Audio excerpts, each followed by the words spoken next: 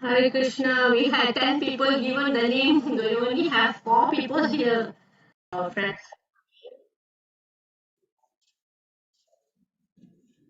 Because I'm afraid the story might take some time.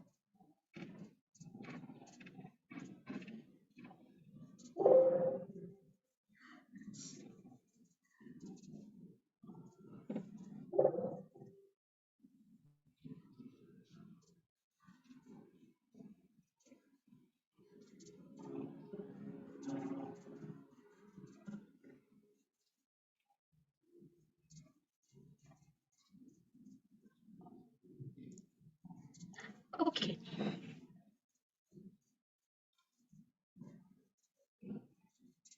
Okay, so Hare Krishna, welcome everybody. So thank you for coming to hear about Ajamila I because think yes. it's echoing a lot. Oh, okay. I forgot to put my.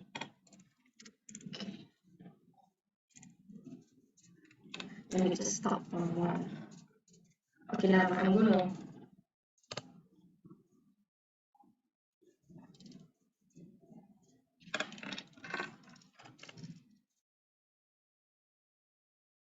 Hare Krishna, how is it now?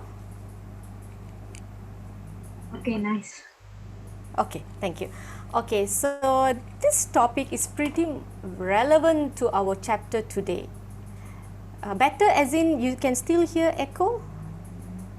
Or you can't, is no echo at all? Can I? Mataji, is there any echo? No echo. Okay, thank you, Mataji. Okay, so today we're gonna learn the art of dying from Bhagavad Gita. So I thought this chapter is, this story is pretty relevant. Later we also hear about Maharaja Bharat in the story. Also, but I won't go very detailed. Okay, so this one I will do a bit detailed. Alright, so in Srimad Bhagavatam, we have stories of great personalities about Krishna and also great devotees. Okay, one such devotee is Ajamila. Okay, so this story is taken from Canto 6 of Srimad Bhagavatam. Srimad Bhagavatam has 12 cantos. Alright, and this story comes in Canto 6, first chapter. So in the first chapter, it relates the history of Ajamila, who was actually became greatly a sinful man, but later on, eventually at the time of death, he was liberated when Vishnu Dutas came to rescue him from the hands of Yamadutas. Dutas means ambassadors. So there was a conversation between the ambassadors of Lord Vishnu and ambassadors of Lord Yamaraj, Lord of Death. Okay, so the full description how he was liberated, how he was relieved from his sinful reactions of his past life, all given in this chapter. So what I'm going to give you is just the gist of it. Okay, so generally people think if you commit sinful actions, generally what is the effect of having a sinful life, life full of sinful activities? It gives a painful life. Okay, it's not only going to give us pain in this life only, but it's also going to give us pain in next life. In next life we wouldn't know. All right, we wouldn't know when the fruit of the karmic reaction will fructify. Sometimes it is in seed. We will never know whether the karmic reactions of our past life is already fructified or not in this life. Sometimes it's still in the seed form. It has not been fructified. We will never know. All right, so people think, okay, it's okay, let me commit sinful reaction later when I'm like old, or I can go to Rishikesh, or I can go to Mother Ganga and I can just take a dip and then all my sins will be atoned. I can perform atonement in this way. So this is what generally people think. But however, the question remains, do atonements really work? All right, so what are the examples of atonement people usually undertake? They take up some austerities, penance, walking on fire, walking on sword, that kind of thing. Sometimes penance is also being celibate, brahmachari. That is also a penance. And then sometimes people control the mind and senses. Sometimes they take mauna vrat, they don't talk. So these are penances. And some people, they only speak truth. So that is also a kind of penance, a kind of austerity. And then sometimes they practice mystic yoga. So all of this, they think it will counteract the sinful activities, the reactions to the sinful activity they have been doing in their life. All right. However, until you awaken the knowledge, these activities, right, the sinful activities, right, it will not be fully eradicated. The reaction to your sinful activities will not be fully eradicated. All right. So these methods will not work.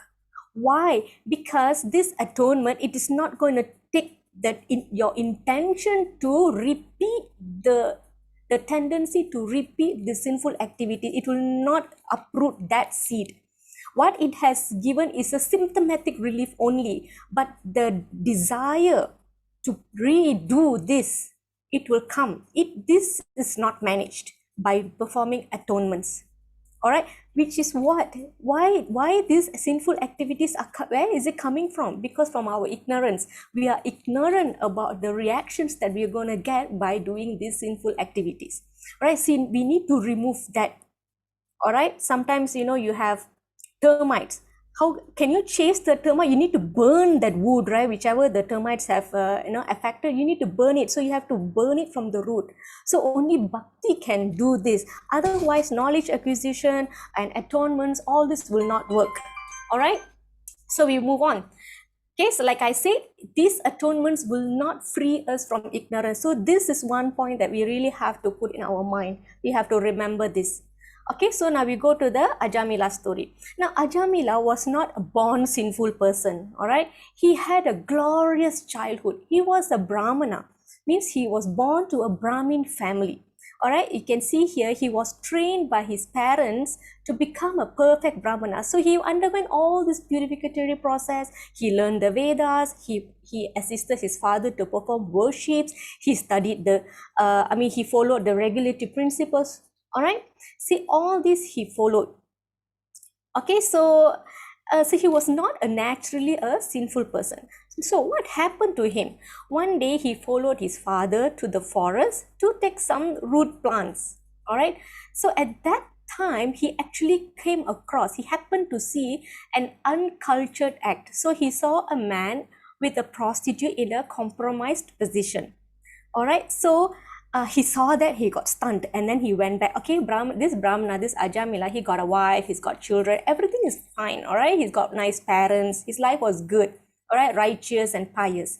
But this incident actually left a deep impression in him that he was so disturbed thinking about that. Even in his house, he was kept thinking about this prostitute and thinking how, if he enjoys that position, if he enjoys that situation with a similar prostitute.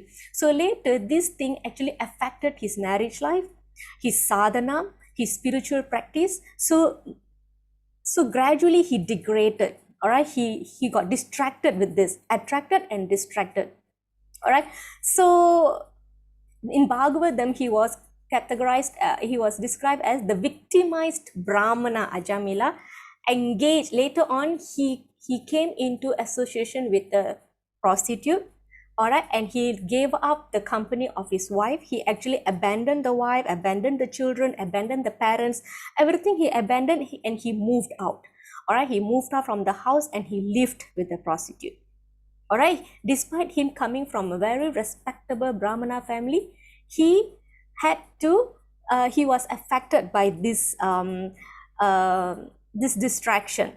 All right, okay, now when he lives with the prostitute, he begot 10 sons.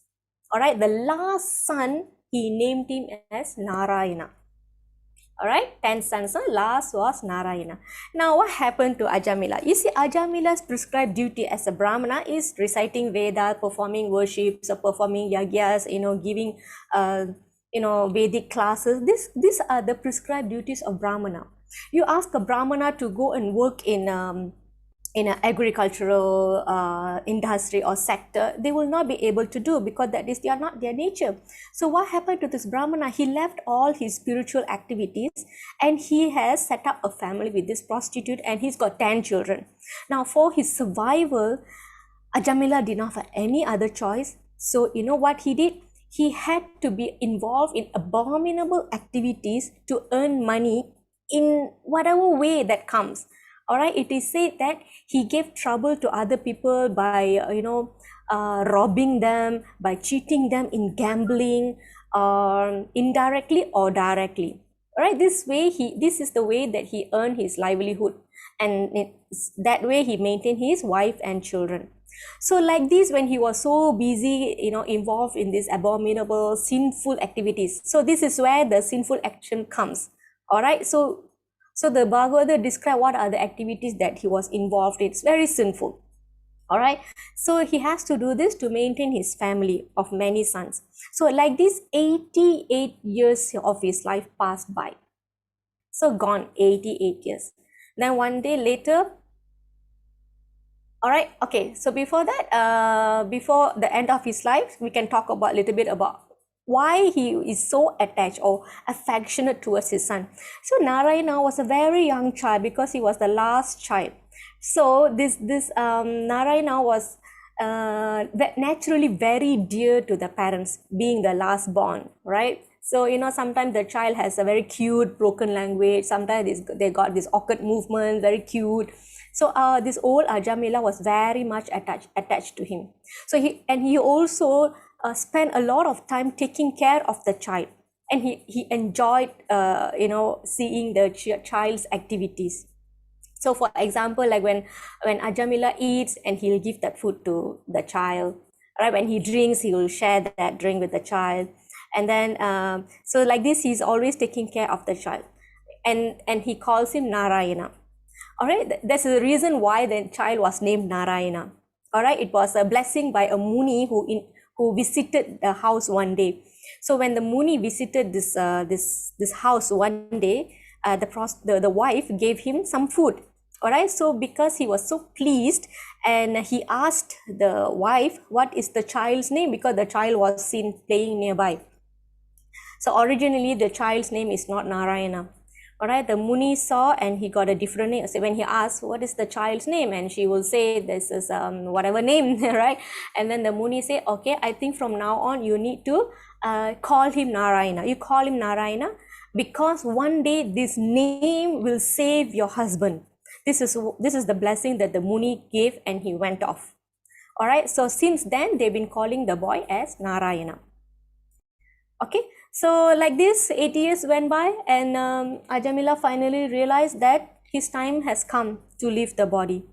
All right, so when the time of death arrived for this Ajamila, the only thing was on his mind was his son, something that was very dear to him. Whatever that is very dear to us, it will come to our mind when we are leaving the body. This is what Krishna will say later in the chapter 8. Later we're going to learn. All right, so he was exclusively thinking about his son Narayana. So now what happened? Let's go to his final moments. So during his final moment, he's going to leave, the soul is going to leave. You know who came to capture that soul? The servants of Yamadutas. Yamadutas means ambassadors of Lord Yama, or servants of Lord Yama. So they came to take him to Yamaraj for punishment because of all the sinful activities, right? And then Ajamila saw, what kind of vision that he had. He saw these three awkward persons with deformed bodily features. This is the description of Yamadutas given in the Srimad Bhagavatam. So I'll just read a little bit on it. All right, so if you want, you can read more when you go to the chapters, Canto 6. So he saw these three awkward persons with deformed bodily features, fierce, twisted faces, and hair standing erect on their bodies. With rope in their hands, they had come to take him away to the abode of Yamaraja. All right, so when Yamaraj saw these personalities, he was extremely bewildered. He was definitely very fearful. All right, and because, at death, it is said that, what kind of position you will be. You will not be able to see, you will not be able to hear, you will not be able to think anything consciously, you can't talk. And also a person who is at the dying point, they will feel so much of pain, like 10,000 scorpions stinging, biting. This is the description. I'm not sure exactly how many, but it's in thousands. It's either 10,000, 20,000, or 30,000. It's like that. It is such a helpless condition. We will never have a control on our mind when we are leaving the body. This is mentioned in Bhagavatam and Bhagavad Gita. Okay, So when he was so frightened in that position, in that condition, all he could do is all he could see is the sun is playing so nearby there. All right, this Yamaduta's vision only he can see, the child cannot see. So he called his son Narayana like that, and he remembered the moment he called Narayana, he remembered the original Narayana. Narayana in this case is his son's name. When he called Narayana, he remembered the original Narayana, Lord Vishnu. Narayana, please come here, I'm dying. Like that he shouted. He called out for the son. All right, so it is mentioned that Krishna was so kind that the moment he heard Ajamila chanted Narayana at the time of his death, remember it was such a helpless condition. Remember the Gajendra story yesterday? One leg was in crocodile's mouth, so helplessly cried out, just like how Draupadi called out for Krishna when she was being stripped in the assembly, all right, by Dushashan, right? So like that, he called out for the Lord's name. Immediately, Lord dispatched his assistants, and his assistants called Vishnu Dutas. Okay, so here you can see these are the Yamadutas, and here are the Vishnu Dutas. So immediately they came and they stopped. Stop! Don't touch Ajamila. Like that. So they immediately appeared. Okay, so then, and also this Yamaduta was acting on basis of somebody called my master's name. We need to go and help this person. So they went, they immediately appeared like that. See the power of the word Narayana, even though he was calling his son. All right, so that's why sometimes we want to have our children named after the some nice lord's names, right? Devas names, God's names, because by we calling these names, it becomes a holy name that we are chanting. All right, so it's good to have the Lord's names like that. You'll never know when these names going to help us. All right. So naturally the Yamadutas were surprised. Who are these people stopping us from carrying out our duty? Because that's their duty, right? Their boss is Yamaraj, and they have to carry out the duty. The duty is to bring whoever has been sinful to the Lord Yama. All right, because they have to undergo punishments. All right. So the Yamadutas asked. Actually, first they were so mesmerized with the beauty of the Vishnu Dutas. So if you can see here, Vishnu Dutas here, they also have 4 hands like Lord Vishnu. They are also a blue in color, and they carry all the 4 symbols, Sangha, Chakra, Gada, Padma. They carry that. All right. It is said that the Sangha and Chakra are to protect the devotees, and the Chakra and Gada to protect the devotees, Sangha and Padma to bless the devotees. All right, so all the citizens in Vaikuntha, they have similar bodily form like Lord Vishnu, except the Srivatsa mark on the chest. So this one actually I touched on during our Lord Narsingha story also. All right, and then so now the Yamaduta saw the Vishnu Duta, so they asked, who are you, sirs, that have the audacity to challenge the jurisdiction of Yamaraj? All right, and then gradually they are so mesmerized with their beauty, and they ask, dear sirs, whose servants are you? Where have you come from? So they ask all these questions. Why are you forbidding us to touch the body of Ajamila? Are you some demigods from the heavenly planets? Are you the best of the beings? So like this they asked. And then they went on to glorify these personalities. Your eyes are just like petals of lotus flowers, dressed in yellow silken garments decorated with garlands of lotuses, and wearing very attractive helmets on your heads and earrings on your ears. You all appear fresh and youthful. Your 4 long arms are decorated with bows and quivers of arrows, and with swords, clubs, conch shells, discs, and lotus flowers. Your effulgence has dissipated the darkness of this place with extraordinary illumination. Now, sirs, why are you obstructing us? All right, so they glorify these wonderful personalities, and then they ask question, why are you obstructing us? Who are you that has the audacity to challenge the jurisdiction of Yamaraj? Because grabbing sinful souls is the duty of Yamadutas. All right, it comes under the jurisdiction of Yamaraj. So the Vishnu Dutas replied, So there was a long description how the Vishnu Dutas replied the Yamadutas. So in this chapter, this is chapter now, it's in chapter 2 of the Canto 6. So in this chapter, the messengers from the Vaikunta, which are the Vishnu Dutas, they started explaining to the Yamadutas the glories of chanting the holy name of the Lord. They will say, simply by once chanting the holy name of Narayana, this Brahmana has become free from the reactions of sinful life. All right. Indeed, he is not only been freed from only the sins of this life, but from the sins of many thousands of other lives. All right. That way, he has already undergone the true atonement of for all his sinful actions. All right. So basically, like I mentioned earlier, if one atones according to the directions of the sastras, one does not actually become free from sinful reactions, because the tendency is still there. The realization is not there, because they still do until they know the importance of not having that tendency, not having the desire. If not, they're going to keep doing it. All right, you catch a murderer and put him in the jail. He serves the punishment, he comes out, and then he goes back again. Why? Because he has not realized the danger or the abominability of that activity. He keeps doing it. So you put him in jail so many years also, that is no point. All right. So this Vishnu Dutta will say, even a glimpse of such chanting can immediately free one from all sins and the desire to sin. So that is important. All right. Chanting the glories of the Lord's holy name awakens all good fortune.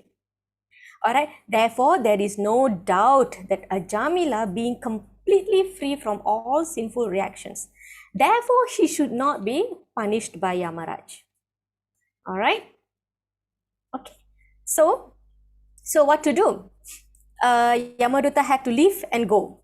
All right. So Vishnudutta released Ajamila from the ropes of Yamadutas and left for their own abode. All right. They came from Vaikunta.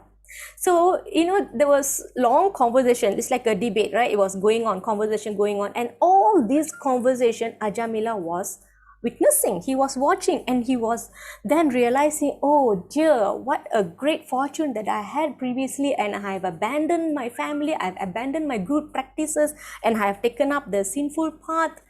All right, I was drowned in this material miseries, all right, ocean of miseries, and taking up these sinful activities for survival. All right.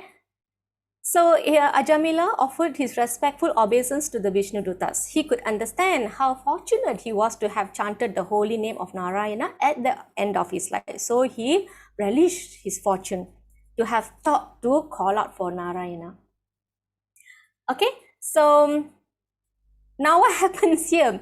So the servants of Yamaraj went back to Yamaloka. Now they have to see the boss. They say, boss, we wanted to do our duty, boss, but somebody came and stopped us. What shall we do now? Who are they? Why they have come? I thought you are the supreme. Is there somebody else more supreme than you? Right? Why they have to interrupt us carrying out the duty that you have given us?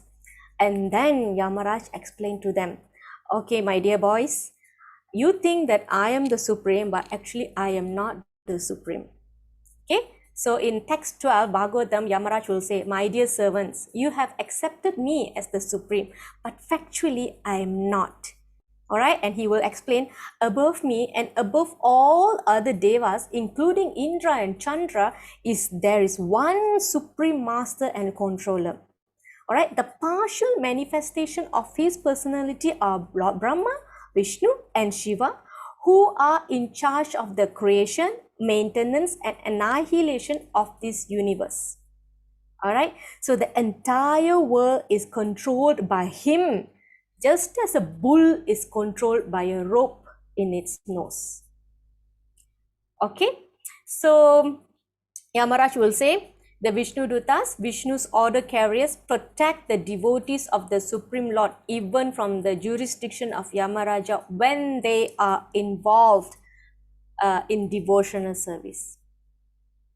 Okay, so later, and then Yamaraj will go on further to explain the benefit of chanting the Lord's holy name. All right, he will say, One who chants, hears, or remembers the holy name of the Lord without duplicity. Means you don't have any other intention. Okay, I'm going to chant one round today, so I hope I have a good day, or I hope I can pass my exam, without any intention, any material benefits. Or who prays or offers obeisance to the Lord. So like this, Yamaraj will list down a long list. Who are the people that you should not touch? All right. So a person who chants without duplicity, a person who offers obeisance to the Lord, this person becomes perfect.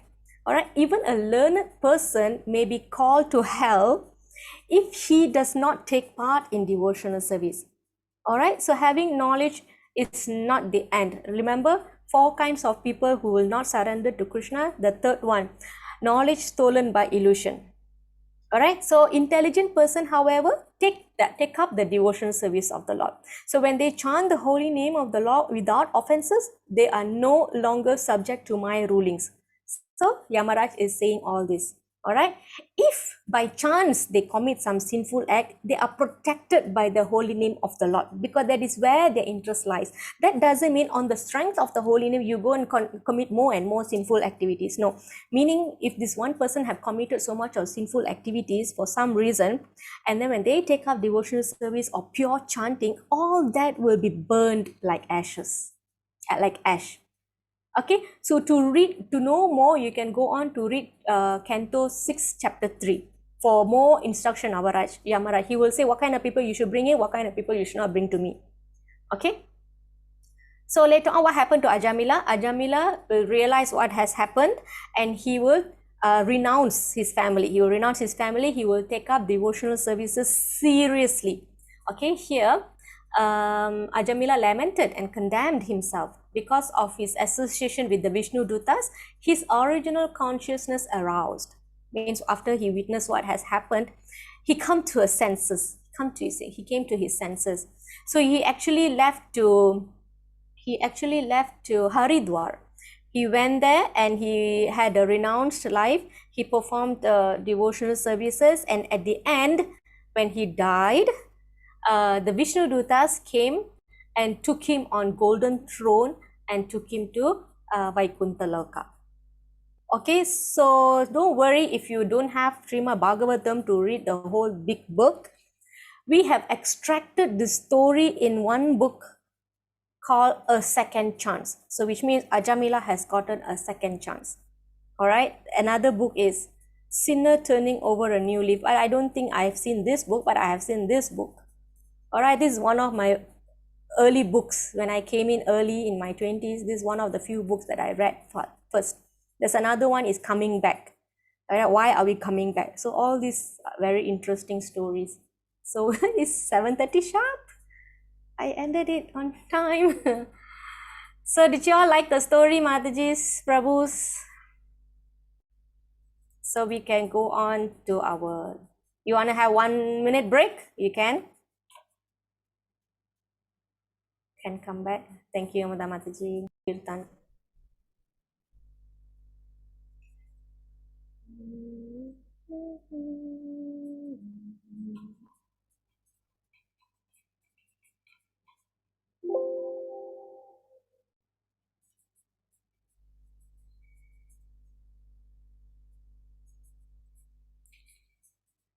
Okay, Matajis, can see? Yes, Mataji. Okay, thank you. Okay, just give me 1 minute. I want to drink water.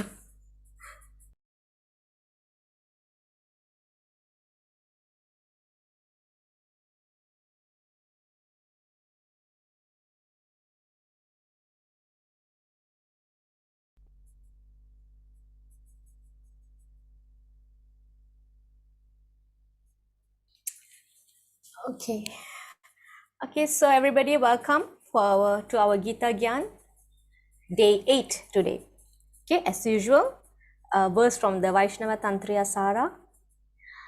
Devaki Nandana Krishna Gita Patena Tushyati Yata Navede Danena Yati Vrtadibihi. The son of Devaki, the Supreme Personality of Godhead, Sri Krishna, cannot be satisfied by anyone's study of the Vedas, charity, sacrifice, pilgrimage, or vows, as much as he is satisfied by the devotional recitation of the Gita. Okay, excuse me. So this is Sri Radha Gokulananda of ISKCON KL or Sri Jagannath Mandir of Kuala Lumpur. This must be one of the festivals, that's why they are out here. Haribo, yes. Oh my god, I'm missing temple already. Okay, so let me offer prayers to our spiritual teachers. Om Ajnanatimirandasya Jnananjana Salakaya Chaksurunmilitam Yena Tasmai Shri Gurave Namaha. Nama Om Vishnupadaya Krishna Prastaya Bhutale Srimade Bhakti Vikna Vinashana Simha Iti Namine. Nama Om Vishnupadaya Krishna Prastaya Bhutale Srimate Bhakti Vedanta Swami Niti Namine. Namaste Saraswati Deve Gauravani Pracharine Nirvisesa Sunyavadi Paschatya Deshatarine. Jai Shri Krishna Chaitanya Prabhu Nityananda Shri Advaita Gadadara Srivasadi Gaura Bhakta Vrinda. Can we chant together 3 times? Hare Krishna, Krishna Krishna, Krishna, Krishna, Hare Hare Hare, Hare, Hare Hare Hare Rama, Hare Rama, Rama Hare Rama, Hare Hare, Hare Krishna, Hare Krishna, Krishna Krishna Hare Krishna, Hare Hare Hare, Hare Ram Hare Rama, Ram Rama Hare Rama, Hare Hare, Hare Hare Krishna, Krishna, Hare Hare Krishna, Krishna, Krishna Krishna Krishna, Krishna, Hare Hare Hare, Hare, Hare Hare Hare Rama, Hare Ram Rama, Ram Rama Rama, Hare Hare. Haribo. So we dedicate the program to His Divine Grace, His Divine Grace A.C. Bhaktivedanta Swami Prabhupada, founder Acharya of the International Society for Krishna Consciousness. Okay, as usual, Gita Mahatmya first. Geetaya Pushpata. Can I sing? Yes, Mataji, carry on. Geetaya Pustakam Yatra Nityapādaka Vartade Tatra Sharvani Nittani Pragaya Gandhi Budale. All the holy places in this universe, such as Prayaga, are eternally present wherever the Gita, the eternal book of divine song, is present. Okay, thank you, Mataji and Prabhu. So, lockdown, we cannot go anywhere. We cannot go see the Prayag. Okay, so I'm going to take you to Prayag. Okay, so sit tight. All right, just a short trip to Prayag. Now, what is this Prayag? Prayag means a place where 2 or more rivers come together, merge. All right. How many rivers merge at Kumbh Mela? There are few places you have Kumbh Mela, right? So like this, in India, there are 5 Prayags. All right. So it is said that whenever Bhagavad Gita is recited, like now, all right, we are doing recitation, reading and hearing. So all the Prayags are present here. All right. We bring the Prayag here. We don't have to go to that Prayag. All right, so just an additional information, let me take you to the 5 Prayag. So there are 5 Prayags in Hindu tradition. So the significance of these Prayags, right, it is mentioned in 2 places. One is in Skanda Purana, another one is Vanaparva of Mahabharata. So these 2 places have mentioned about this Prayag. So what kind of activities people do in Prayag? They offer ablutions. They do ablution means bathing before worship. They purificatory process. They take bath, or they do a religious rites called Shraddha. Shraddha means the last rites, right, for the departed. They do that. Another general activity they do, a popular activity they do is the worship of the river itself. Have you seen Ganga Puja? The YouTube link, I don't know whether I shared the YouTube link. if you watch that YouTube, you will see what are the puja, how they perform the puja for the Ganga. So many people will be standing and they'll carry the big arati and they'll do puja for Mother Ganga. All right, so they do worship. All right, they perform worship. So the first prayak is called Vishnu prayak. All right, it's a confluence of two rivers. Next is Nand prayak. All right, it's a confluence of two also. Right. Oh, nice, Mataji. Okay, so the third one, Karna prayak. All right, it's also confluence two rivers. Fourth is Rudra prayak. Okay, so these are the confluence, means few rivers come merging there. And the last one is Dev prayak. Okay, so this is the short trip, so let's come back. Okay, all right, so it means that the reading, as much as these places are sacred, the reading of Bhagavad Gita is sacred, that you can bring the prayak here. The prayaks are present here. So the other time we were reading how bathing in the waters of the words of Bhagavad Gita is like bathing in the waters of Mother Ganga. So that's why we saw Mother Ganga yesterday, descend yesterday. So these are the 5 prayaks. Okay, so now we are moving to chapter 8. Now the chapter 8 is about factors that determine soul's destination when it leaves the body. Okay, so the last chapter, chapter 7 and chapter 8 is very interconnected. All right, so the last chapter was about knowledge of the absolute. Krishna has given the knowledge about him.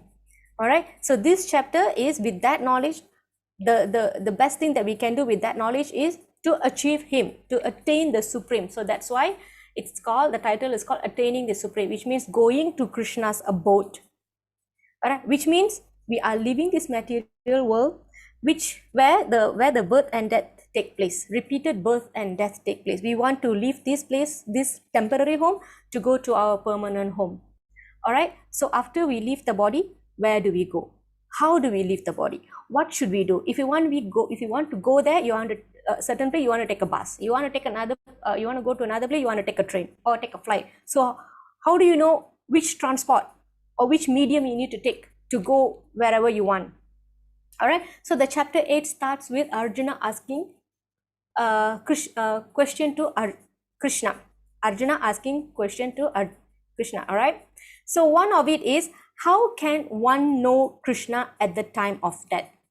All right, so it is asked in 8.2. So this one I did not assign because it is not originally in your slide. I have added it because I want to show you the question that Arjuna asked. All right, so Arjuna asked Krishna, actually Arjuna will ask 8 questions. So this, for level 1, we are going to only talk about one question that Krishna going to answer. All right, so there's a lot to cover, so we're going to cover one question, important question.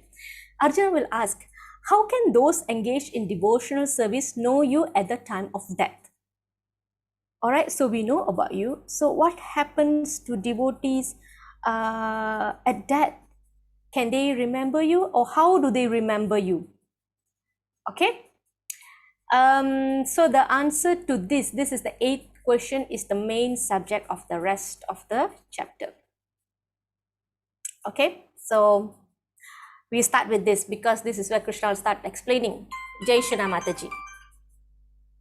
Yes, Mataji. Antakale chamam eva shmaram mukta kalevaram ya prayati samadbhavam yate nashyatra samshayaha. And whoever at the end of his life quits his body, remembering me alone at once, attains my nature. Of this there is no doubt. Thank you, Mataji. So here you can see the image. This is grandfather Bhishma. Bhishma is one of the personalities, right? Arjuna was so worried that he's going to kill, right? Bhishma, Dronacharya, this is their grandsire. Okay, so Bhishma is on the bed of arrows, preparing to leave the body. So one fun fact for everybody is that Bhishma has got a special boon. Anybody knows what boon he has? Anybody would like to take a guess? His Oh, body anybody? cannot touch the ground. Oh, I see. Okay, I didn't know about that. Thanks, Mataji. Immortal. Even though he was attacked, he will never fall to the ground. Is that it? No. Yeah. Oh, okay. Okay. Right? And The one he decides when he can die. yes, very good, Meera Mataji. Yes, that boon is called Icha Mrityu. Means he can decide when he wants to leave. All right. So he actually spent many days lying on this bed of arrows before he left the body.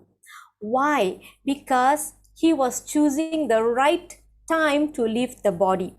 If you see Canto 1, Srimad Bhagavatam Canto 1, there will be one chapter, Bhishma leaving the body. The whole chapter is about Bhishma leaving the body. He will be spending few days talking to Yudhishthira. Yudhishthira is the eldest of the Pandavas, okay, the brother of the Bhima and Arjuna.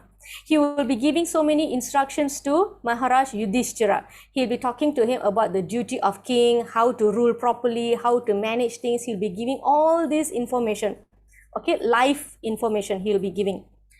All right, and one reason is waiting for the right time to leave. It's called Uttaranayana, something like the sun has to be in a certain position, the planet has to be in a certain position, then he will leave the body. So he was waiting for that. And but actually on top of that, the actual reason he was waiting is for Lord Krishna to come, because he knows when you see Krishna before you leave your body, then you will attain his abode. So he knows that he's a realized soul, and he knows that. So he actually waited for Krishna to come. So finally Krishna will come to witness his departure. So in that way, grandfather Bhishma's departure was very glorious in that manner. Okay, so he has given very nice important instruction to Yudhishthira and also for general mankind. So we can read on if you want. Okay, so he lays on his deathbed. While he was lying on the deathbed, his thoughts were fully on Lord Krishna. Okay. So other than Bhishma, we have another story of Haridas Thakur. So Haridas Thakur was a born Muslim. Okay, this character, this personality appeared 500 years ago during the time of Mahaprabhu, when Krishna came as Mahaprabhu 500 years ago. So this person, Haridas Thakur, was originally a Muslim. Somehow with the very nice association of Mahaprabhu, he has taken up chanting, and he was so engrossed in chanting that he became a acharya in chanting. He was called Namacharya. Acharya means teacher. So sometimes we call it Namacharya Srila Haridas Thakur. All right, he chanted lakhs and millions of holy name in a day. All right, he had certain number, like I think it's 300,000, 100,000. He will chant silently, 100,000. He will chant audible just for himself. Another 100,000 he will chant very loudly, so that all the other living entities around him also can benefit. Now, how his passing is very much related to this sloka.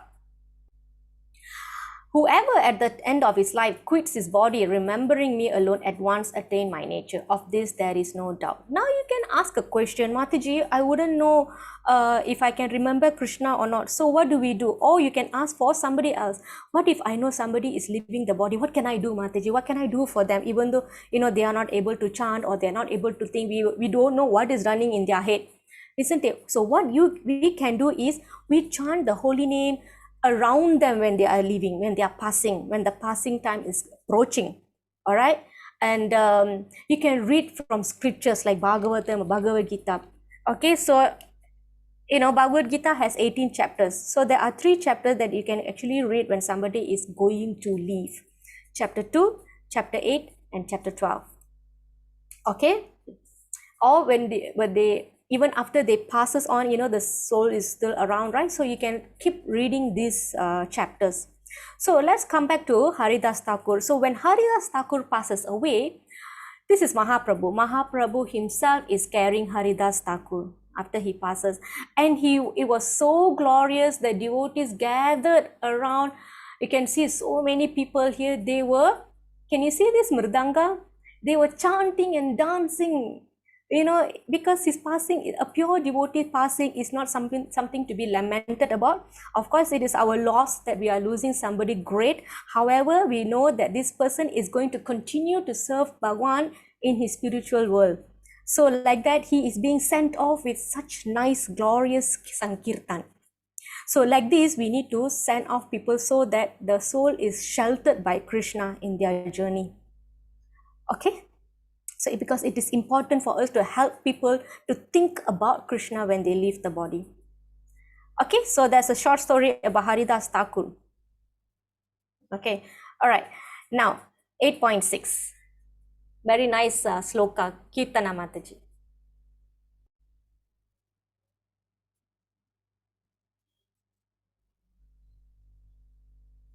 Mataji is not here. Okay, never mind, I will read. Yam yam vapi smaran bhavam tyajatyante kalevaram tam tam evaiti kaunteya sada tad bhava bhavitaha. Whatever state of being one remembers when he quits his body, O son of Kunti, that state he will attain without fail. Okay, so you can see this image here. Somebody is in the hospital. Maybe he's dying or not. All right, this is illustration indicating this is a dying person and don't know what is he thinking. And I look at this picture here, a frog.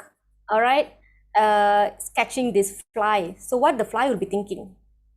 The fly will be naturally thinking about the frog. You know what will happen to the fly? It will be reborn as frog. So like this, the evolution will take place. So that is number 2. And then number 3 is Maharaja Bharat story. This one I will explain later. So now in this verse, Krishna is telling, if we will attain the state, the form of whatever we are thinking at the time of our death. If at the time of death, our mind is thinking of dog, the next life we will become as dog. All right, so this is the famous story of Maharaja Bharat. Okay, so I will tell you the story here now. All right, Bharat Maharaja was a king. All right, but later on he renounced his kingdom, his home and everything, and he went to the Himalayas. Okay, so he was doing austerities, penances, because he wanted to be absorbed thinking about the Lord when he dies. All right, that was his plan. But somehow one day he came across a baby deer in the river where he was performing his puja. All right, so the deer was abandoned by the mother, which was eaten by a tiger. Okay, so what happened? He took the deer back home. Somehow when he was doing the meditation, he was actually on his own. Actually, this is the problem when we practice devotional service on our own. All right, when we are alone, we will never know we will be lost for guidance. So we have to practice devotional service in the association of devotees.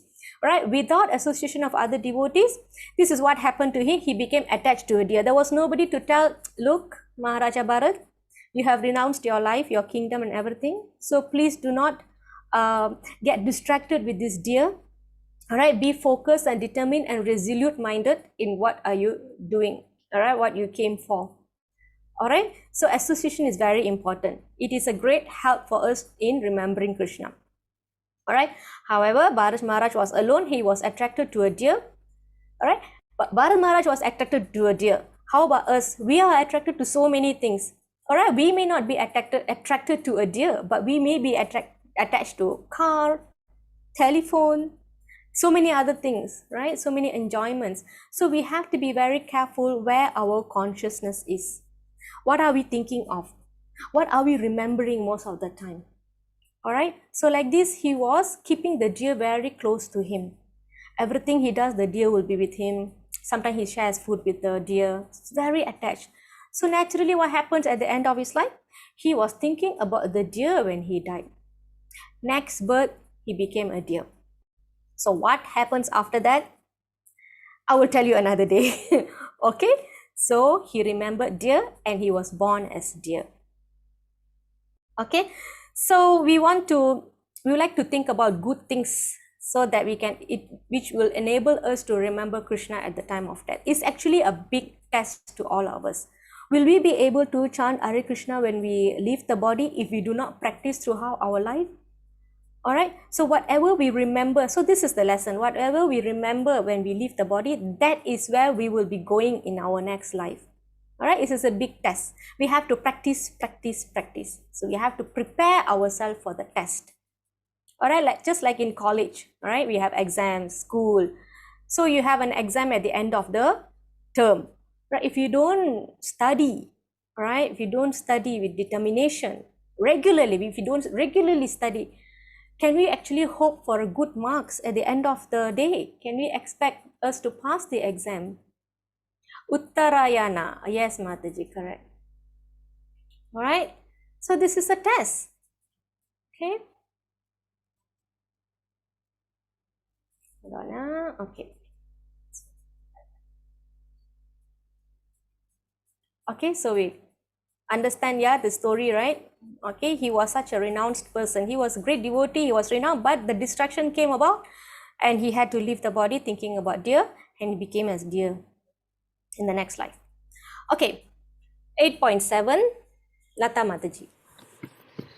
तस्मात् सर्वेषु कालेषु मामनुस्मरयुत्य च मय्यर्पितमनोबुद्धिर्मामे वश्यस्य संशयः.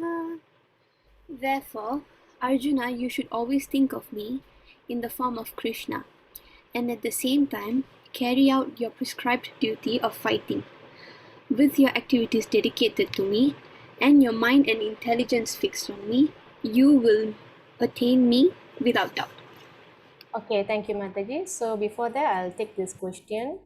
If I think of my father while I'm dying, what will that mean? So, sometimes when a person dies, he might be thinking about his wife, or when the wife dies, he'll be thinking about the husband. So this one, Srila Prabhupada mentioned that you will take birth as that gender. All right, if the husband was thinking about the wife, he will take birth as a female gender. So vice versa. And in other places, it is said that, say, a leader of the house is living, and then he was so attached to the children and his family, he was reborn as tree outside the house. Okay, or they may reborn as some pet animals, and they will stay around the house because that is their desire. They want to remain attached to the family. So in whatever form, there is no direct guide. If you think about this, what you will become, but generally this is what Krishna says: whatever state that you will be thinking, that state you will attain without fail. So it's a very powerful statement that Krishna is saying, without fail. All right, so we want to be very careful of what we are thinking, so we can help ourselves throughout our life, and people around us also can help us to think about Krishna when we are living. All right, okay, so back to this. Okay, all right, so Krishna is telling Arjuna, you should always, therefore Arjuna, okay, now you see, Arjuna might think, okay, Krishna, from now on I will sit remembering you. I think I shouldn't fight. All right, so for this, Krishna is answering, Arjuna, you should always think of me and carry out your prescribed duty of fighting, which means Krishna is telling Arjuna, please carry on with your duty, and while doing that, you think of me. Right, Bhagwan is not encouraging Arjuna to stop all his activities. So from the beginning, if you notice, Krishna has been telling Arjuna, don't renounce your activities, but renounce the result of your activities.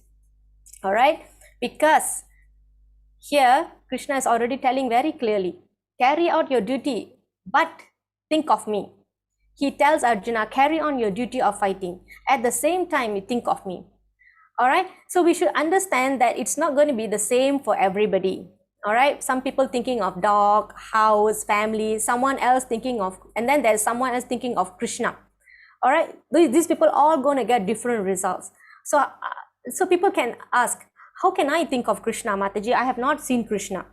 All right, so how can we think of Krishna? We have to hear about him. All right, how to hear about him?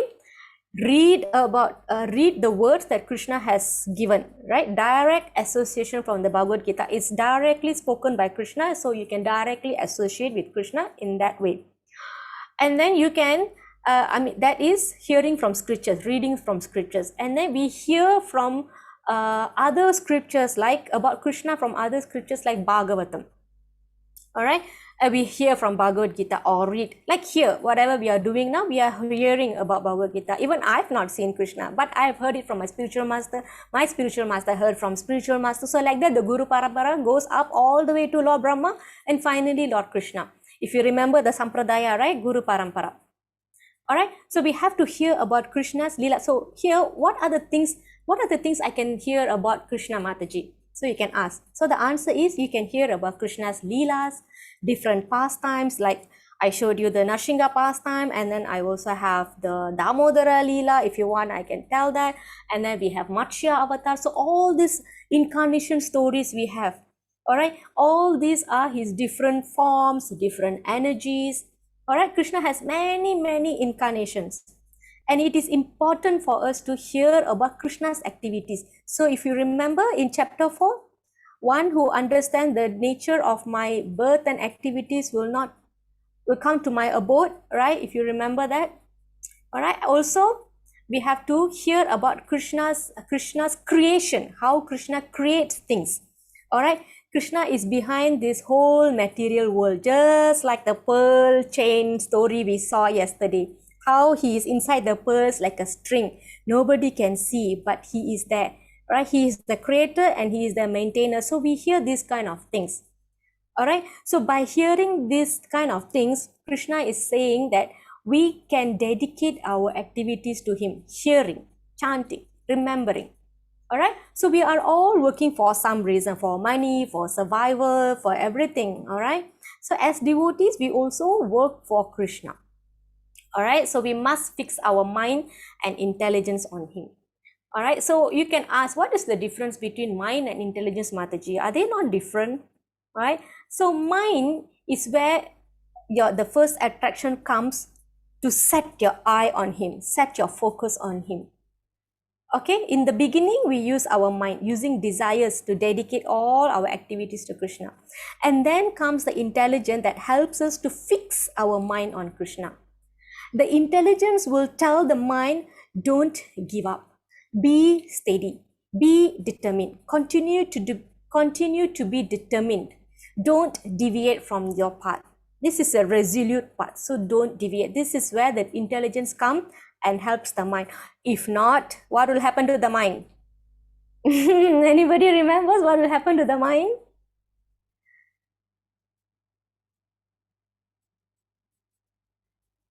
Okay, they have some answers. It will be our enemy. Like what? What was the example? What is that example that we saw? Anybody remember or not? Nobody remembers the story of the genie. The mind is like the genie, isn't it? Always has to be engaged in services, always has to be engaged in activities. And otherwise, an idle mind is? Ours. Devil's workshop. Yes. So this is where the intelligence comes to rescue the mind. All right. So this is Krishna's instruction to all of us to think of him. Never forget him. At the same time, work. All right. Work and always think of me. Okay. So how? So there's a few ways Krishna mentioned, by using our mental, physical, intellect. In that way, we get that results. All right. What is the result? You will attain me without doubt.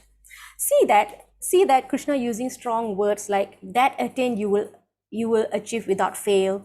You will attain me without doubt. These are the promises of Krishna. Okay. So let's do a quick recap from 8.5, 8.6 and 8.7. So basically, to attain Krishna, one must remember him at the time of death. So what happens at death? One will automatically remember the mood he cultivated throughout his life. All right. So there has to be an effective way to do this. The most effective means for fixing the mind on Krishna is Harinama Sankirtana. All right. Okay. So no need to go to jungle or forest, do austerity, penances. Okay. Just chanting, just the chanting. Moving on to 8.15. Mahana Mataji. मम विद्या पुनर्जन्म दुःखालयमसस्ततम् नाप्नुवन्ति महात्मनः संसिद्धिं परमं गतः. After attaining me, the great souls who are yogis in devotion never return to this temporary world, which is full of miseries, because they have attained the highest perfection.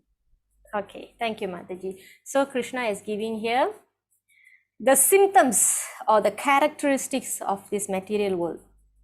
Dukhalayam ashasvatam. Dukha means sadness, miseries. Photo, okay. Yeah, I will explain that. Dukkha means miseries, all right? Ashasvatam, full of miseries, never ending. Okay, so after attaining me, the great souls who are yogis in devotion never return to this temporary world. Why? Why? Because they know this place is full of miseries. So once they attain the perfection, they would not want to come back here. So this sloka is talking about the results achieved by practicing pure bhakti. All right, what is that highest perfection that Krishna is talking about? It is the spiritual world. So this is a story about spiritual world. Vaikunta. Anybody still remember what does Vaikunta means? Vaikunta means no anxiety, no stress. Right? Kunta means anxiety. So Vaikunta means place without stress. So here Krishna is speaking about spiritual world. So please listen carefully. Yeah, we're going to stay here for some time and I'm going to explain in detail what is the difference between spiritual world and material world. All right, so firstly, you need to know that only a quarter of the entire creation is made of material world. Okay, simply put, the other 3/4 is spiritual world. So which means we are just a small portion of the entire creation, material world. The rest are all spiritual. All right, we are stuck here in this small corner of prison. The prison is at the corner. All right, so pure devotees here, pure devoted or devoted soul, they actually they want to go and live with Krishna. They don't want to come back to material world, right? So the reason is because they know this place is full of miseries. Now, the nature of the soul is eternal, all right, eternal. And therefore, we don't want this temporary place. Eternal opposite is temporary, all right? Eternal means long lasting, isn't it? Forever, eternity, all right? There is no beginning, there is no end. So we take birth in particular family, nation, country, and then we become so attached. We don't want to leave. We are thinking this is my family, this is my home, this is my country, but we are forced to live in it. Okay, we are dragged down with it, and it gets painful, it gets miserable in place where we are attached to. All right, so that's why the moment the great souls escape from this place, they don't want to come back here. They think, why should I go back there? There's only sufferings. There's very little drop of happiness and a lot of pain. All right, so look at this picture here. This is a lotus flower. All right, inside here is Radha and Krishna. This is Goloka Vrindavan, the spiritual world. Okay, these petals, right? These petals are living entities living in the Goloka Vrindavan, spiritual world, the topmost planet in the spiritual world. All right, if you see these small bubbles here, these are spiritual planets, Vaikunta planets. Vaikunta planets in spiritual sky as well. All right, so the yellow bubbles are the Vaikunta planets. Okay, now if you see this at the corner here, the bottom right corner is the material world. Okay, Mahavishnu is lying on the causal ocean. If you remember the Ganga story yesterday, do you remember we have this like small bubbles, and then there's a big ocean, and Vamana Dev extended his feet to the sky of the material world. He pierced that ceiling, right, the sky, and Ganga Devi pierced through from the spiritual sky to the material world, right? So outside there is that causal ocean. We are in the water. We are like bubbles in the water. Okay, so one such universe is when Garbhoda Kasai Vishnu you know that like an egg, right? So there are so many eggs. So this is one egg, right? Okay, so that's too deep, so I will not go into that. So what I'm trying to say here is that we can understand from here is that there are many more living entities than what is there in material world. There is infinite number of planets in the spiritual world. And what kind of life they have? They have very blissful, joyful life. No miseries, Vaikuntha, stress-free, anxiety-free. All right. And we are in the corner in a small prison house. This is the prison of the material world. We have the prison uniform. What is the prison uniform? This is the form, material body. All right. We are also prisoners because there are three chains always controlling us, the three modes. Later, maybe the next chapter, we will show you how one person is being pulled by so many strings and who will be pulling the three modes, the goodness, the passion, and the ignorance. So all our activities, all our thinking, all our consciousness are influenced by these three modes of material nature. Sometimes we tend to be very good, sometimes we are very passionate, sometimes we are in ignorance. So these are all three modes, and because of that we also dance accordingly. All right, so here we can see that we are the minority here. We are a small number in the universe, in this material world, and there are more entities in spiritual world. So we actually should be eager to go back to a spiritual world. We should not want to stay here. Okay. And second, when we go there, we don't want to come back here. Number one, we don't want to stay here. And number two, when we go back, we don't want to come back here. All right. So that is the explanation of this story, this image. Okay, why we want to go back? Why can't we stay here and be happy? Can I go to heavenly planets? Can I go to Deva planets, Tapaloka planets, ancestor planets? At least I don't think the situation is bad as this earth, right? Okay, we will see that also, all right? 8:16. Rasini Mataji. Brahma Bhuvana Loka Punar Avartinojuna Mam Upitya Tu Kamteya Punar Janmana Vidyati. From the highest planet in the material world down to the lowest, all are places of misery wherein repeated birth and death take place. But one who attains to my abode, O son of Kunti, never takes birth again. Thank you. So we can see here what happens. So Krishna is saying, okay, so before that, this sloka is about Krishna glorifying his supreme abode by contrasting it to the material world. All right, he's saying material world is where repeated birth and death take place. Whereas on this other side, one who attains my abode will never take birth again. So you can see the two differences. Material planet, you have birth and death always taking place, and his abode is not taking place. This birth and death not taking place. All right. So if you ask him, how about heavenly planets, Mataji?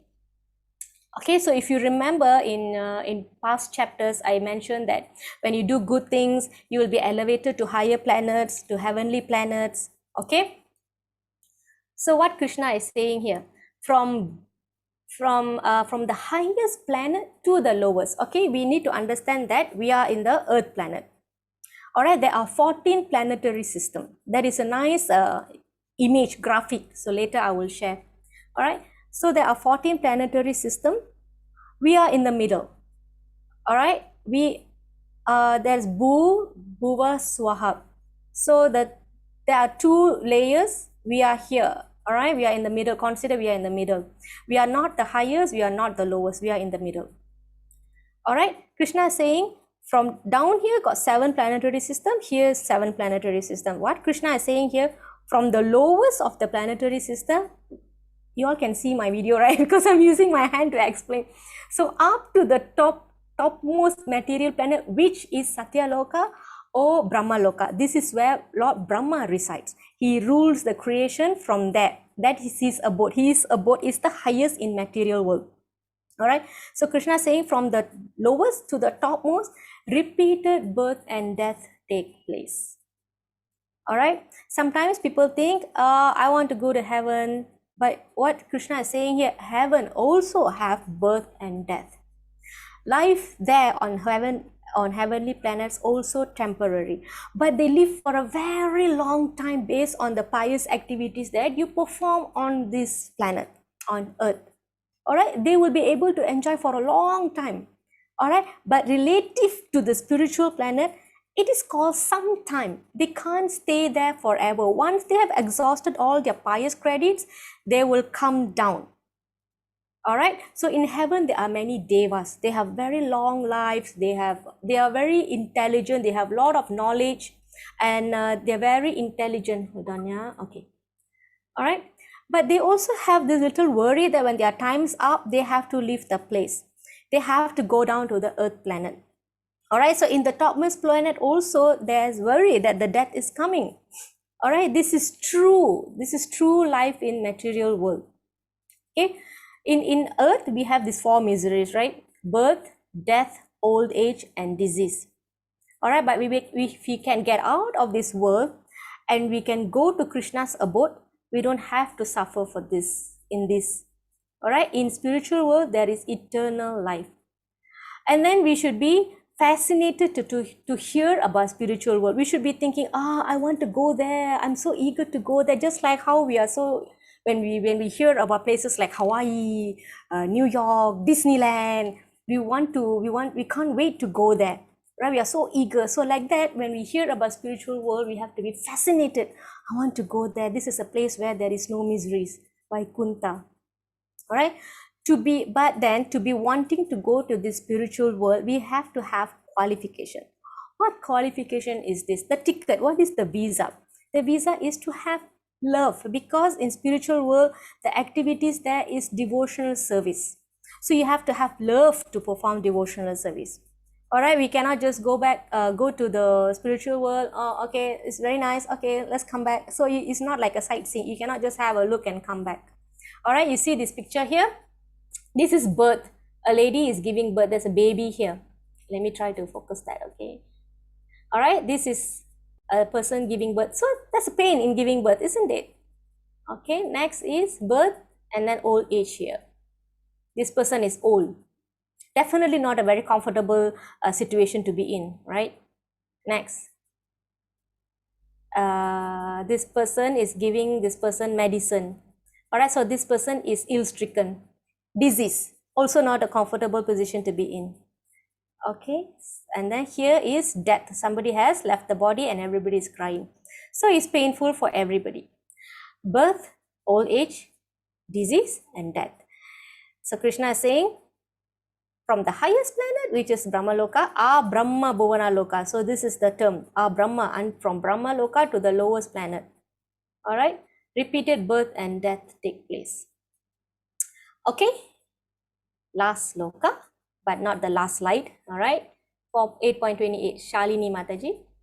Are you okay to read the sloka, or you want me to read for you, Mataji?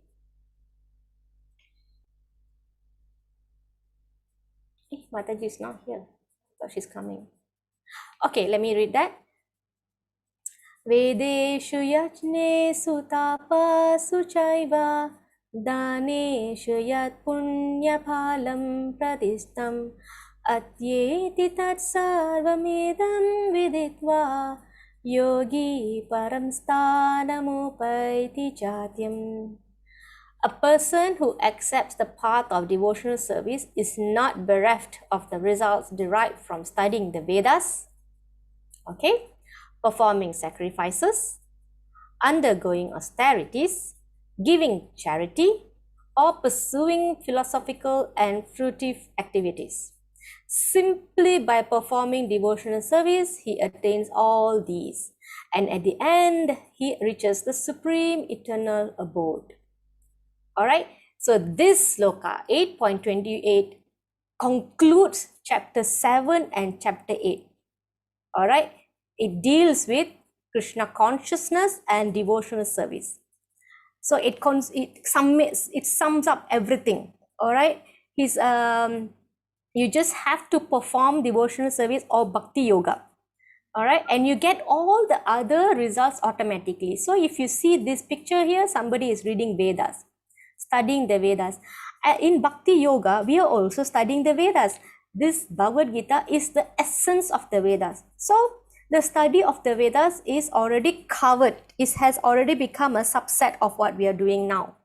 All right. And then next is performing yagya. We are also performing yagya. Nama Sankirtan. We are what are we sacrificing here? Here they are sacrificing fire, grains, ghee, milk, and all that, right? What are we sacrificing here?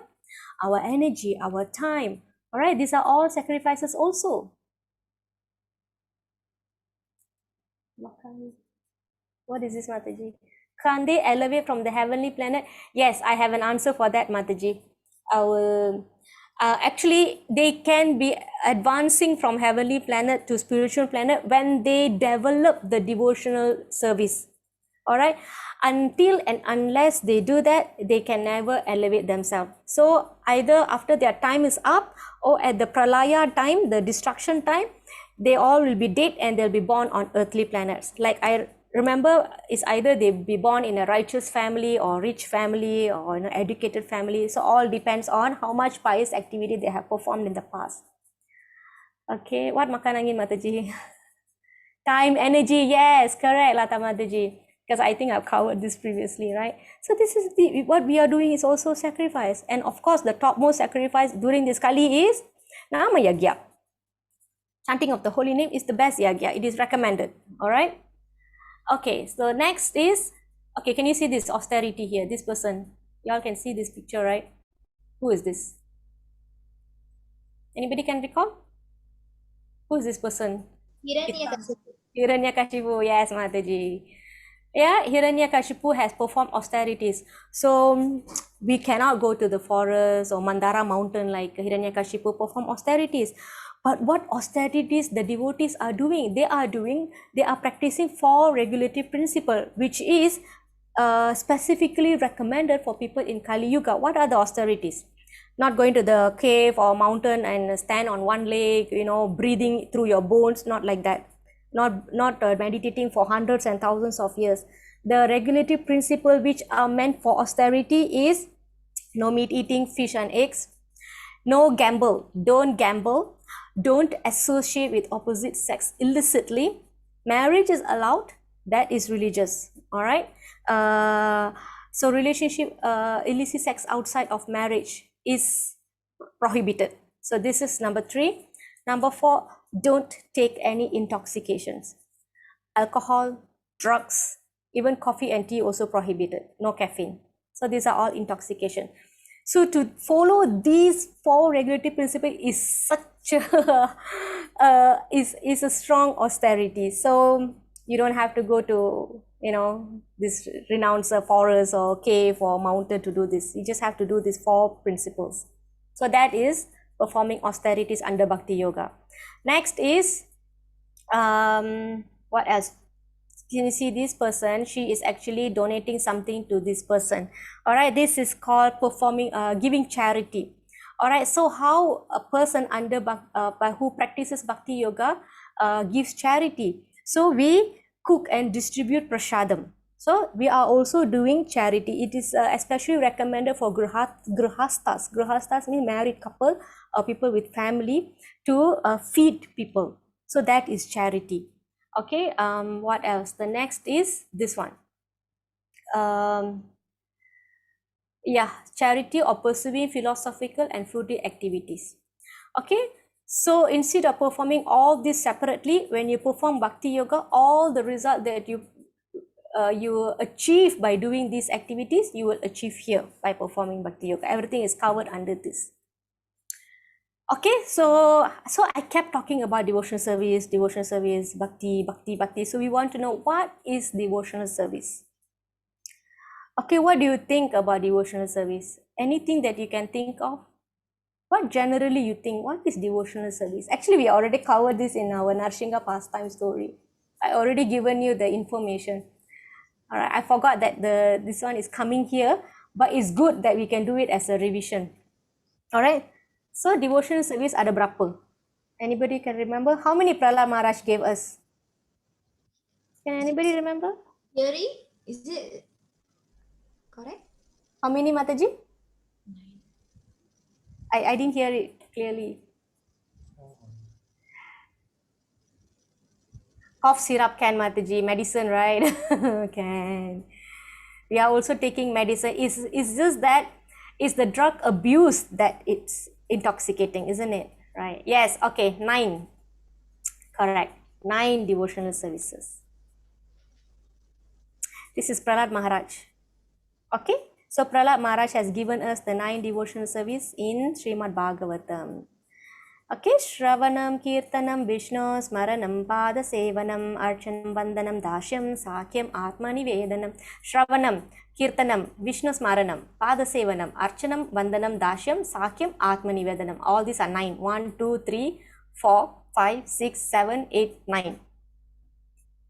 Okay, we will see the translation now. Hearing and chanting about the transcendental holy name, form, qualities, paraphernalia, and pastimes of Lord Vishnu. Okay, so these are the foundation. Hearing and chanting are the foundation.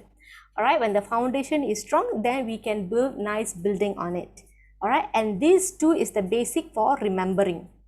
All right, it will be easier to remember Bhagwan, a Lord, Supreme Lord, when we know his name, when we hear about his name, when we heard about his pastime, when we heard about his forms. So it's easy to remember. All right, so the next is number 4 is worship by serving the lotus feet of the Lord. All right, we don't want to be the master, we want to be the servant. Later I will show you who have achieved perfection by just doing one of these 9 devotional service. All right, next is worship. Worship is like puja. You do puja at home, right? You perform aartis, things like that with your certain paraphernalia. Paraphernalia means the items that you use for your puja, like bell, your ghee lamp, or dupa, what else? Anything that you use to worship, to do your puja. All right. And offering prayers, number 6. Offering prayers means you pray your prayers, your glorification. If you are from Devaram background, you glorify the Lord by using Devaram hymns, right? So that is offering prayer. So like that in Vaishnavism also we have so many bhajans. All right, so if we can't do any prayers on our own, if you're not so intelligent to come up with some words, we can use the bhajan that has been prepared by our previous acharyas. All right, offering prayers. And then becoming his servant, serve him as a servant, serve Krishna as a servant, and or serve be Krishna's friend, right? Best friend, like Arjuna. And then finally, highest is surrendering everything unto him, meaning our words, our body, our limbs, our mind, everything is surrendered to Krishna. Okay. So these are pure devotional services. So out of these, 3 are very, very important. Out of 3, this one is the most important. Now I'll tell you who have attained perfection by following just one of these service. Okay. Now this is a person who attained perfection simply by hearing. This is Parikshit Maharaj. If you see somebody sitting here, this is Parikshit Maharaj. So Parikshit Maharaj was cursed. Okay, there was some situation, he was cursed and he knew that only had 7 days to live. And then he was not disturbed, he was not in anxiety, he was not throwing some kind of tantrum about, fighting with people who, give him the curse. But what he thought, Parikshit Maharaj is a king, right? So he renounced everything, his kingdom. He went to the forest, he sought the association of this person, Sukadeva Goswami. Sukadeva Goswami was seated here, and Parikshit Maharaj started asking him question, what should I learn for 7 days to enable me to think about the Lord, all right, so that I can go back to him. So Sukadeva Goswami gave the Srimad Bhagavatam. So that's why sometimes you hear Bhagavat Sapta, 7 days Srimad Bhagavatam, because in real, the Bhagavatam was delivered in 7 days by Sukadeva Goswami to Parikshit Maharaj. Okay, so he attained perfection by hearing. Okay, so here also you can say Sukadeva Goswami also did the Kirtanam, hearing and chanting, Sravanam and Kirtanam. However, there's another example also. This is the Sankirtan that we are doing. You are reciting the Gita Sloka, I'm talking about Krishna. These are all Kirtanam. All right, so this is Mahaprabhu and his associates. Number 3 is remembrance, Smaranam. Okay, so if you remember the Narsingha pastime, The demon king Hiranyakashipu put Prahlad Maharaj under so many troubles. All right, but what Prahlad was doing, he was constantly remembering the Lord. All right, so he attained perfection simply by remembering the Lord. All right, what is the fourth one? Rasini Mataji. Do you remember the fourth one? Sravanam, Kirtanam, Smaranam. Sharmila Mataji, anybody? Fourth one? Okay, let's see. Sorry. No, not serving. Not sorry. Okay, let's give a clue. It's Archanam. In Sanskrit, it's Archanam. In English, what it is? Offering? Okay, yeah, offering worship. Okay, it's worship.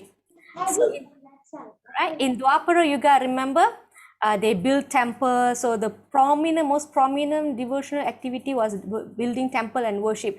So we can worship the deity. If you have deities at home, you worship, or you are serving in the temple, you worship, or if you have pictures of the Lord, you can do your worship. Remember, when you offer your dupa, incense, flower, all these paraphernalia, worshipping the Lord with your paraphernalia at home, the articles, using that to worship the Lord. Okay. Next is what Kunti Devi did. What Kunti Devi did. So here, this is a picture where Krishna, after the battlefield, he's leaving everybody, the Pandavas and Kunti Maharani. He's going back to his kingdom, Dwaraka, because this is Hastinapur, right? He's going back to Dwaraka. So Mother Kunti will say a lot of beautiful prayers. All right. This one whole chapter in Srimad Bhagavatam, she will be saying a lot of prayers. So we can actually take the prayers and also can glorify the Lord. So you can perform devotional service by glorifying the Lord, offering prayers. Okay, it's called Bandhanam. Okay, now this one is interesting. Sankyam, serving Krishna as friend. Okay, these are what the Gopas did, the cowherd boys or Arjuna. These are all friends. Okay, friendship. This is Dasyam. Dasyam means, Dasa means servant. Dasyam means servitor mood.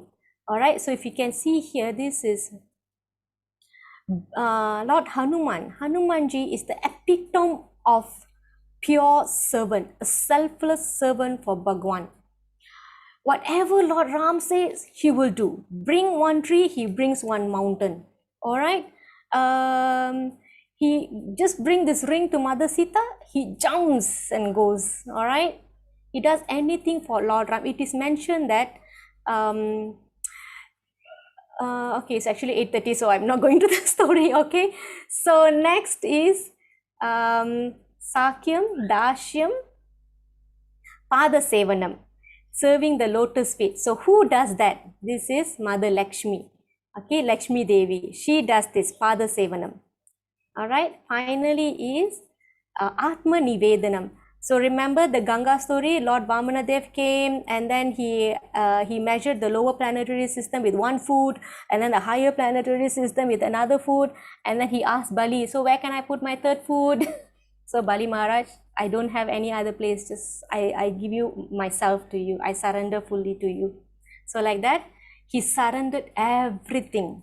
All right, being a demon from the demon clan. Okay. All right. Okay. Okay. So I will tell about this Hanuman story. So actually we are done here. So he has given everything despite being born in a demon family, but he's a great devotee. All right. So he's a great devotee. That's why he was able to surrender himself. So we can't do this full surrender, isn't it? But we can do all of this little. We also can surrender certain things. Like we are working, we can surrender portion of our income, all right, to Krishna's conscious activities. All right, we can use that money to cook and offer to Bhagwan the food, and we can take that as prasadam. So that is 9 process of devotional service. Okay, so what else? All right, these are most important. Yeah, Shravanam, Kirtanam, Smaranam. Okay, one last slide here. Of all the different spiritual practices, the 9 forms of bhakti, Shravanam, Kirtanam, etc., are the best potency to deliver Krishna? I think it should be to attain Krishna and ecstatic love for him. Of these 9 practices, Nama Sankirtana is the best. By chanting the holy name without offense, one very easily obtains the priceless treasure of Krishna Prema. So the easiest way is Ravanam, Kirtanam, Smaranam. Very simple. You can do that every day. Okay, so we recap.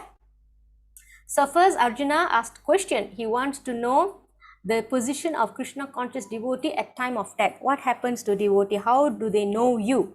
And then Krishna says, if you remember me at time of death, you will attain the supreme destination. You will come to me. All right. Otherwise, whatever you think at the time of your death, your final moments, it will determine the destination attained in the next life. All right.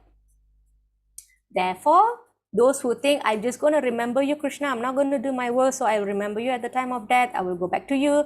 To them, Krishna says, no, do your duty, think of Krishna, think of me, and that way you will attain me. Okay. So what is the result one can achieve by practicing pure bhakti? You will not return to the temporary world which is full of miseries. Why?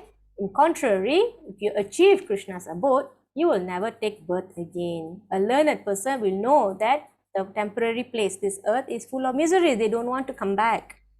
All right. So by doing this 9 devotional services, all the studies of the Vedas, performing of austerities, performing of charity, all this achieved under this devotional service.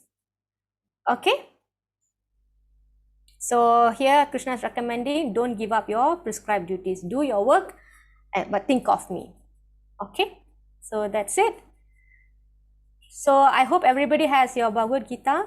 And try to get the chanting beats also. It's a good buy actually, so you should get this.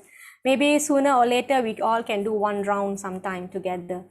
And then if you have done buying Bhagavad Gita or you have read Bhagavad Gita already, probably you can buy Srimad Bhagavatam. Okay. Well, like I mentioned, if you want to prepare yourself for exam, you need to regularly study throughout the year or throughout the term. So if you do not study for your exam, it's very difficult to score the exam, right? So it's very difficult for a person who performed vikarma throughout their life, and at the end of his life, he's expecting to remember Krishna. It's going to be very difficult. All right, it's almost impossible.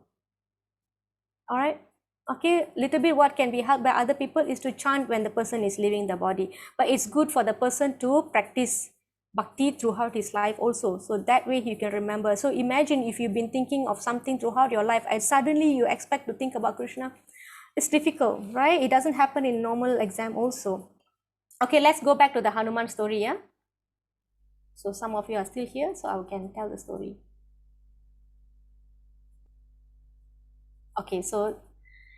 Okay, here we know that Hanuman is Chiranjeevi. He's immortal. All right. So one time during Mahabharata, when the Pandavas went to the forest, they were exiled to forest, right? So suddenly Bhima he tripped over a long trunk like that, like a big root of a tree. He tripped off, and then he saw that the long thing, the long big huge thing is actually the tail of Hanuman. All right. Then he say, who are you? Sir, you are so, you're so huge. Could you please move? I need to go. No, I'm too old. If you want, you can put my tail on side and you can go. I'm not going to move. Okay, fine. Bhima is performer of Herculean task. He is so strong. Then he tried to lift the tail, but he couldn't lift the tail. And then he said, who are you, sir? Why your tail is so heavy? Then Lord Hanuman revealed himself that I am Hanuman. But the fun fact is that Lord Hanuman and Bhima are brothers, right? Because the father is Vayudev. Okay. So he asked, who are you? And then I'm Hanuman. You are so strong. If you are so strong, why didn't you just kill Ravan in Lord Ram's pastime? Then Hanuman said, I do whatever my Lord said, but my Lord didn't say that I should kill Ravan. Okay, he asked for tree, I brought the mountain. He asked me to go and give the ring to Mother Sita, I did it. All right, so, but he didn't tell me to kill Ravan, so therefore I did not do. So this is to show that Hanuman is such an exalted servant of Lord that he does only what the Lord says, servant of a master. Okay, epitome of servitorship. So this is what I wanted to tell. All right, it's a very nice pastime, the tail pastime. And then how he says, the Lord didn't tell me to do, that's why I didn't do. If he say, I would have done it, but he didn't, right? Because the Lord has different mission. All right, so that's it, Matajis and Prabhus. Any questions? Thank you for staying for the little story. Any questions, Mataji, Prabhus? Mataji, Yes, Lata Mataji. Mataji, I actually came across a story, but I don't remember like Okay. who is so and so. Mm-hmm. But then I remember that this person is actually he used to be like very angry with Krishna. Krishna is supposed to kill him, but then he has some boon or something that only after the 101 sin he will Sisupala. yeah, and but even though he had so much of what vengeance and all towards Krishna, but after his death his soul will actually go to Krishna. So how is that, Mataji? Okay, so this one, do you remember the Narsingha story, how the Hiranyaksha, Hiranyakashipu came about? They are actually the incarnation of Jaya and Vijaya. Okay. So the curse has told them that they have to go back to, they have to go to earth to take 7 births, normal births. But because they could not wait to unite the Lord, they chose 3 demon births. All right. So in Satya Yuga, they were born as Hiranyaksha and Hiranyakashipu. So Lord Varaha killed Hiranyaksha, Lord Narsinghadev killed Hiranyakashipu. And then the next is they were born in Treta Yuga as in Lord Ram pastime as Ravan and Kumbhakarna. So like that, they were killed by the Lord and they joined the Lord. So all this, they went back to Krishna's body. So they go back to Vaikuntha. And then the last is in Krishna's pastime. These 2 people came as Sisupala and Jarasandha. Okay, so these are Jaya and Vijaya. So whenever Krishna kills demon, it is a way for him to show his mercy as well. So that's why they went back to his body. Oh, okay. Yeah, so this is that 3rd pair. First pair is Hiranyakashipu, Hiranyaksha, then Ravana, Kumbhakarna, and Sisupala and Jarasandha. Okay. It's not Kamsa. Actually, I was thinking for a long time it's Kamsa, that is Ravan. But it's not, right? It's Sisupala and Jarasandha. So actually, Sisupala was born with some deformity. All right. So for some reason, he was very offensive to Krishna. Yeah. So the mother begged Krishna, please forgive him. Don't do anything. Jarasandha was killed by Bhima with the help of Krishna. Okay. Yeah. Very nice, Mataji. Very clever. Okay, so like this, he tolerated so many offensive words from Sisupala until the Rajasuya sacrifice arranged by Yudhishthira. Yeah. The last one, he threw the Sudarshan Chakra and he killed. And then he killed the son. Yeah, actually, the story will come in one of the chapters, but I don't know which chapter exactly. And somebody from my level 1, why Krishna always kills demons? Yeah, actually, because there's 3 missions that he comes. He is to kill the miscreants, to deliver the pious and re-establish religion. And also, this is how he shows mercy to the demons. Yeah. Okay, Mataji. Thank you. Thank you, Mataji. Nice question. Okay, Prabhu, anything, Mataji? You are like library.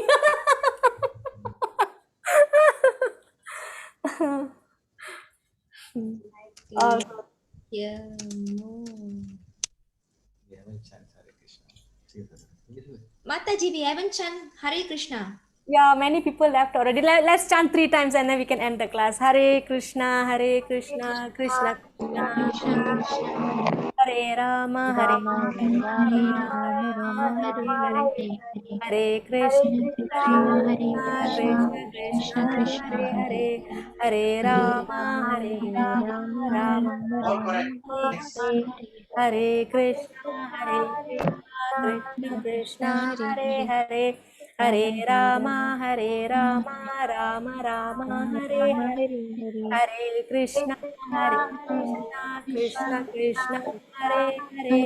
Hare Hare Hare Rama, Hare Rama, Rama Rama, Hare Rama Hare. Rama Hare Hare Hare Krishna, Hare Krishna, Hare Krishna Krishna Krishna, Krishna Hare Krishna Hare. Hare Hare Hare Rama, Rama Hare Rama Rama Rama Hare Hare thank you everybody. Hare Haribo. Krishna. Who wants to do kirtan tomorrow? Amuta Mataji, can you do kirtan? Can. Okay. You got kartal at home, Jalra? Yes, yes, I have. Okay, so we have kirtan tomorrow. Okay, Mataji Prabhu, Haribo. Thank you, Mataji. Hare Krishna. Thank Hare you. Thank you, Krishna. Mataji. Hare Krishna.